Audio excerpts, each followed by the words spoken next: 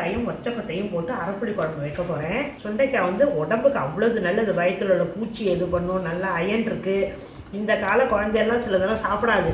அதனால் இந்த மாதிரி அரைப்புளி குழம்பாக வச்சு கொடுத்தீங்கன்னா இப்போ குழந்தையிலேருந்து சாம்பார் ஊற்றிப்பா. சாம்பார் பண்ணலாம், பொரியல் பண்ணலாம், தயிர் பச்சடி பண்ணலாம், எல்லாமே பண்ணலாம். தொகையில் அரைக்கலாம். இந்த மாதிரி ஆனால் ஆஞ்சி வச்சுக்கணும். ஆஞ்சி நெசுக்கி வச்சுக்கணும். இப்போ ஆஞ்சி வச்சுருக்கேன்னா இதை நெசுக்கணும். ஏன்னா இதுக்குள்ளே பூச்சி கீச்சி இருந்தால் தண்ணியில் போட்டு அலசினா போயிடும். இப்படி இருக்கும். இதை நெசுக்கிக்கணும்.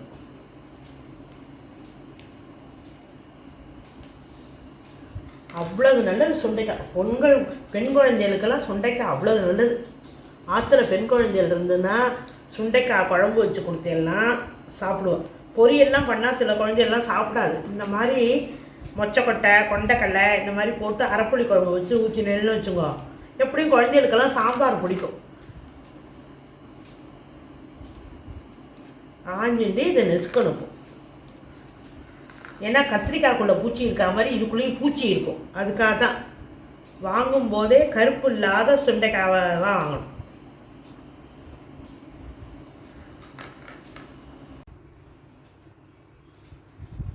ஆஞ்சிட்டேன். இப்போ நெசுக்கணும். இப்படி மூடிண்டு இப்படி நெசுக்கணும். அதான் இப்படி நெசுக்கிட்டு எடுத்து போட்டு அந்த நல்ல அம்மியிலேயே நெசுக்கணும்.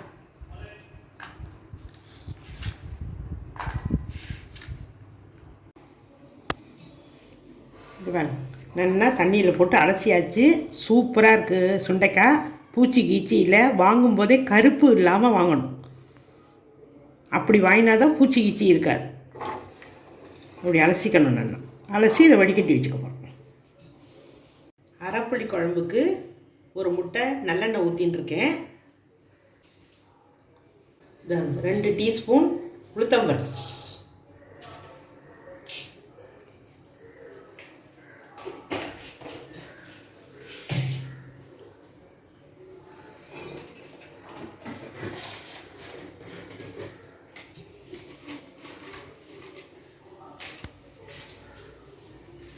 நாலு வரமிளகா,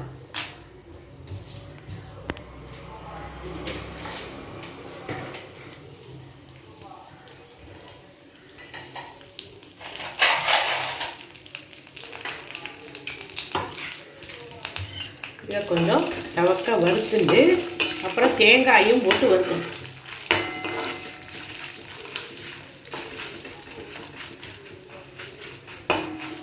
சேனக்கிழங்குலையும் நீங்கள் பண்ணலாம்.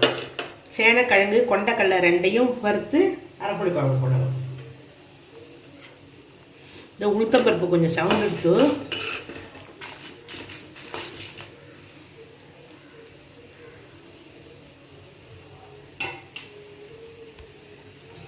அதில் 2 டீஸ்பூன் தேங்காய்.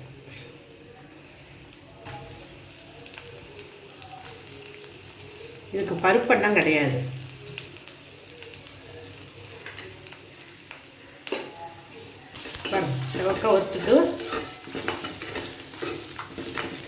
சவக்க வறுத்தாச்சு. எடுத்துட்டு குழம்பு தாளிக்க வேண்டியது.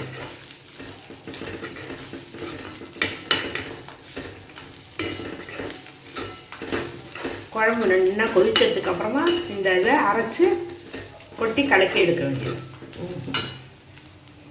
இது பாருங்க, நல்லா செவந்துடுத்து இறக்கிட வேண்டியதுதான். இந்த மாதிரி செவக்கணும், இறக்க வேண்டியது. குழம்பு தாளிக்கிறதுக்கு நல்லெண்ணெய் 2 முட்டை ஊற்றிட்டுருக்கேன். இது நல்லெண்ணெயில் பண்ணினா தான் நல்லா இருக்கும். இது வத்த குழம்பும் கிடையாது, சாம்பாரும் கிடையாது. அதனால் ரொம்ப டேஸ்ட்டாக இருக்கும். எண்ணெய் காஞ்சி எடுத்து கடுகு போடணும்.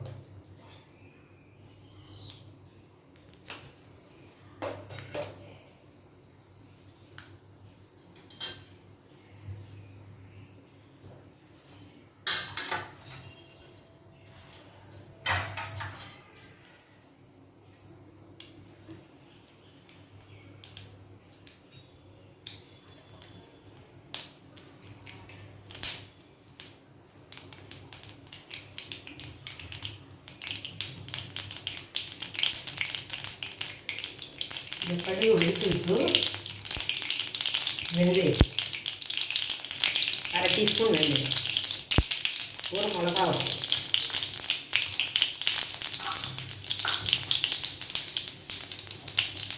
மொச்சக்கொட்டை,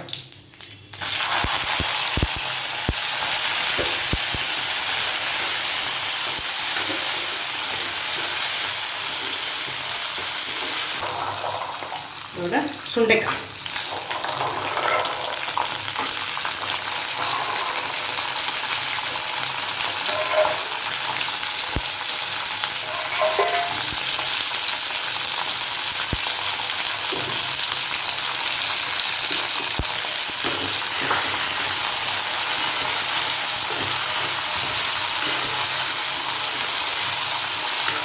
இதையும் ஒரு 2 நிமிஷம் நல்லா பெரட்டிட்டு புளி கரைச்சி ஊற்றி சாம்பார் பொடி போட்டு உப்பு போட்டு பெருங்காய பொடி போட்டு கொதிக்க விட்டது. நல்லா கொதித்து இறக்குற டயத்தில் அந்த வறுத்ததை அரைச்சி ஊற்றணும்.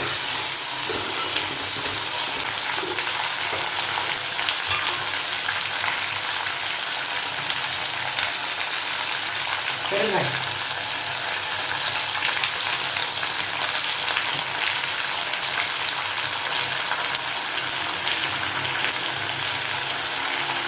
இந்த குழம்பு ரொம்ப நல்லா இருக்கும். நீங்கள் நல்லா எப்போதும் பண்ணுறது ஆக்கிற தேங்காய் இருக்கும்.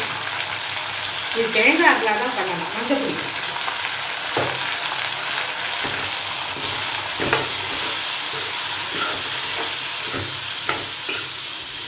இதில் எல்லாம் ஒரு 2 நிமிஷம் நல்லா வதங்கிடுச்சு. இப்போ இதில் புளி கரைச்சி ஊற்றணும்.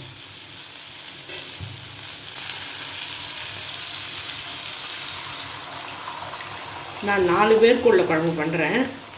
நீங்கள் எத்தனை சுண்டைக்காய் எடுத்துக்கிறோளோ அந்த அளவுக்கு படிக்கும்.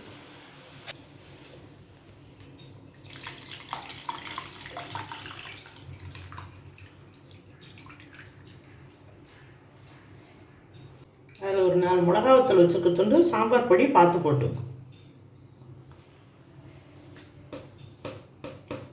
நான் 2 ஸ்பூன் போடுறேன். சின்ன ஸ்பூனால் 2 ஸ்பூன். புளிக்கு ஏற்றது எல்லாத்துக்கும் தகுந்த உப்பு, சுண்டைக்காய் புளிக்கரைசல் எல்லாத்துக்கும் தகுந்த உப்பு.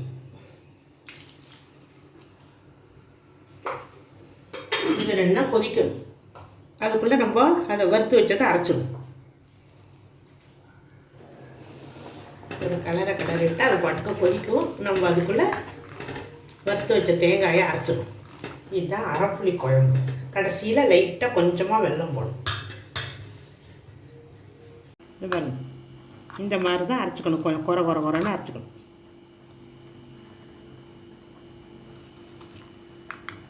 அரைச்ச விழுத இந்த மாதிரி கரைச்சி வச்சுருக்கேன். இப்போ அதில் சாம்பாரில் ஊற்றப்போம் குழம்பு.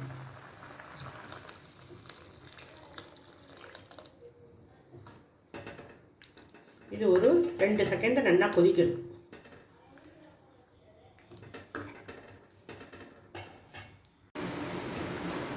வரணும் அரைச்சி ஊற்றிட்டு 2 நிமிஷம் நல்லா கொதிச்சுடுத்து. சூப்பராக. இப்போ இதில் துளியோண்டு வெள்ளம் ஆட் பண்ணிப்போம். துளியோண்டு இப்போ கருவேப்பிலை,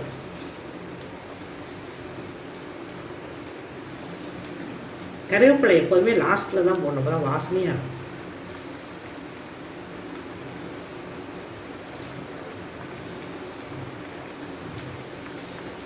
சேனக்கிழங்கில் பண்ணலாம். சேனக்கிழங்கு கொண்டைக்கடலை போட்டு பண்ணலாம். சுண்டைக்காய் கொண்டைக்கடலை போட்டு பண்ணலாம்.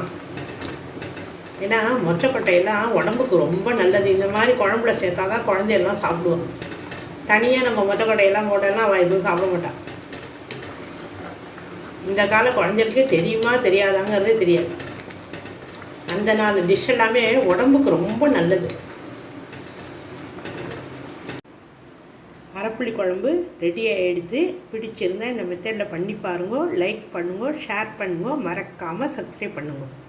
இது உடம்புக்கு ரொம்ப நல்லது. சுண்டைக்காய் மொச்சக்கொட்டை எல்லாம், பச்சை மொச்சக்கொட்டை கிடைச்சா கூட, பச்சை பட்டாணி பச்சை மொச்சக்கொட்டையெல்லாம் அதை கூட வாங்கி இதோடு சேர்த்து பண்ணலாம் நீங்கள்.